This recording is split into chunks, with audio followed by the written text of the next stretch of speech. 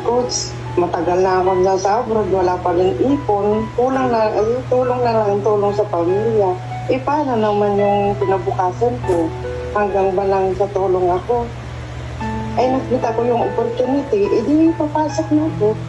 Palabas na. Oo, Palabas. mga 5 out. Ilang taon ka na sa Israel? Mahaba na, Coach. Magto 26 years na. Pero yung Dito na family mo nandito tumanda. sa Pinas. Nandiyan sa Pilipinas, mayroon din ako dito. May anak ako dito na nasa army na siya. So what's your goal? Bakit ka pumasok sa OBN?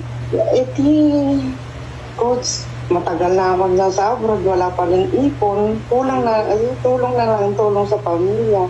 Paano naman yung pinabukasan ko? Hanggang ba lang sa tulong ako?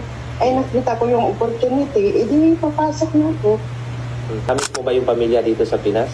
Gusto ka na mag-for good? Oo, may trabaho naman. Pero yung trabaho ba na hindi mo pa na sahod, na pangutang mo na dahil kailangan ng tulong. Akala ko sa Pilipinas lang yan ma-experience, ma'am.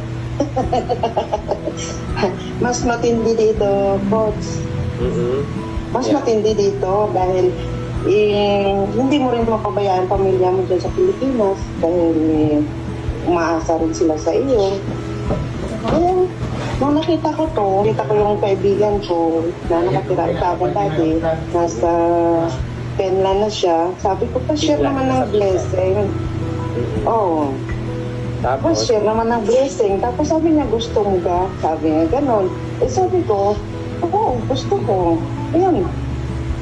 yeah. Nag-ano agad ako, nakinig niya agad ako sa ano mo, sa webinar mo.